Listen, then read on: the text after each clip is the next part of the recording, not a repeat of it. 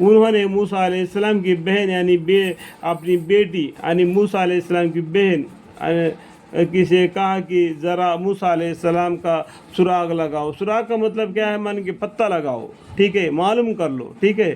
سو انہوں نے موسیٰ علیہ السلام کو دور سے دیکھا اور ان لوگوں کو یہ خبر نہ تھی کہ یہ ان کی بہن ہے، اور اس فکر میں آئی ہے کہ اور ہم پہلے ہی سے موسیٰ علیہ السلام پر دودھ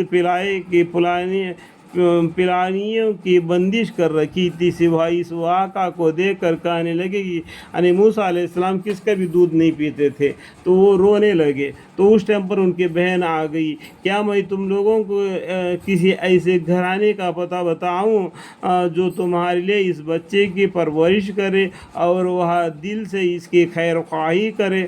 اس طریقے سے اس کی بہن نے کیا کیا، جو موسیٰ علیہ السلام کو پکڑے تھے نا، تو فرعون اور ان کے لشکروں کو یہ خبر پہنچا دی ان کے بہن نے. غرض ہم نے یعنی اللہ تعالیٰ نے موسیٰ علیہ السلام ان کے والدہ کے پاس اپنی وعدہ کے موافق واپس پہنچا دیا. دیکھو موسیٰ علیہ السلام پیدا ہو گئے، ان کی ماں نے ان کو باہر صندوق میں پانی میں چھوڑ دیا تو فرعون کو ملا. پھر ان کی بیٹی کے ذریعہ سے ان کو اس کا دودھ پلانے کا بندوبست کر دیا. دوبارہ اللہ تعالیٰ نے پھر موسیٰ علیہ السلام کو اپنی ماں کے گود میں پہنچا دیا.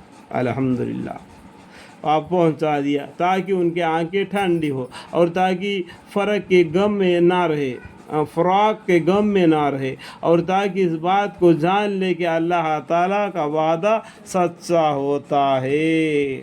اللہ تعالیٰ کا وعدہ سچا ہوتا ہے. قیامت آئے گی، حساب کتاب ہوگا، جنت دوزخ کا فیصلہ ہو جائے گا. یہ ڈیتھ اینڈ لائف کو چھوڑ دو. ڈیتھ اینڈ لائف نہیں ہے. اسلام کے اندر ایک ہی مرتبہ کا جینا ہے، اس کے بعد میں مرنا ہے، پھر دوبارہ جی اٹھنا ہے. حساب کتاب جنت اور دوزخ کا فیصلہ ہے. جو کام کرو گے اس کا ہی تم کو پھل ملے گا.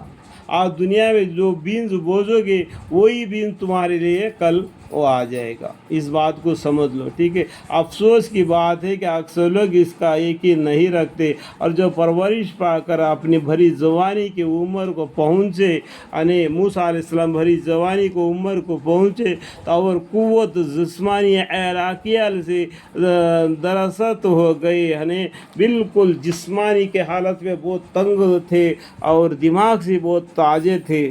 تو ہم نے ان کو حکمت اور علم عطا فرمائی. اللہ تعالیٰ نے ان کو حکمت کرنا اور علم بھی عطا فرمایا. علم دینے والا کون ہے؟ اللہ تعالیٰ ہے. حکم دینے والا بھی کون ہے؟ اللہ تعالیٰ. سب کچھ دینے والا اللہ تعالیٰ ہے. اللہ ہی سے مانگ لینا، جو بھی مانگ لینا ہے. کیونکہ جو بزرگوں کے دین، جو پیر وغیرہ ہے دنیا میں، وہاں درگاہ ہے. تو اس کا مطلب یہ نہیں کہ درگاہ کے پاس جا کے اس کو یہ مانگو، یہ منت مانگو، یہ نہیں. حدیث کے طور پر الحمدللہ رب العالمین یہ کہہ دینا، اگر کوئی ضرورت پڑے تو کہہ دینا کہ میں ایک دن روزہ رکھتا ہوں، نفل روزہ، یہ کام میرا پورا ہو جائے. تو یہ 2 دن میں اعتکاف بیٹھتا ہوں مسجد میں، یہ میرا کام پورا ہو جائے. اس طریقے سے اللہ کے واسطے اللہ سے مدد مانگنا، غیروں سے نہیں مانگنا. غیروں سے مانگے تو بھیک مانگے جیسا ہو جائے گا. اللہ سے مانگے تو اللہ مہربان ہے، زبردست ہے، کیونکہ اس نے ہم کو پیدا کیا نا، تو وہ ہم کو دے گا. جیسا کہ باپ بیٹے کو دیتا ہے، اس طریقے سے اللہ ہم کو دے دیتا ہے. اتنا بھروسہ، اتنا لگاؤ اللہ سے رکھ دینا، ٹھیک ہے. کہ اور ہم نیک کاروں کو یوں ہی سل دیا کرتے، یعنی عمل صالحہ سے. صالحہ مطلب کیا ہے؟ اچھے کام.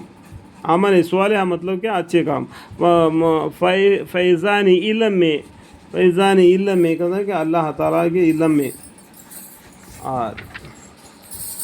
ترقی ہوتی ہے. الحمدللہ رب العالمین.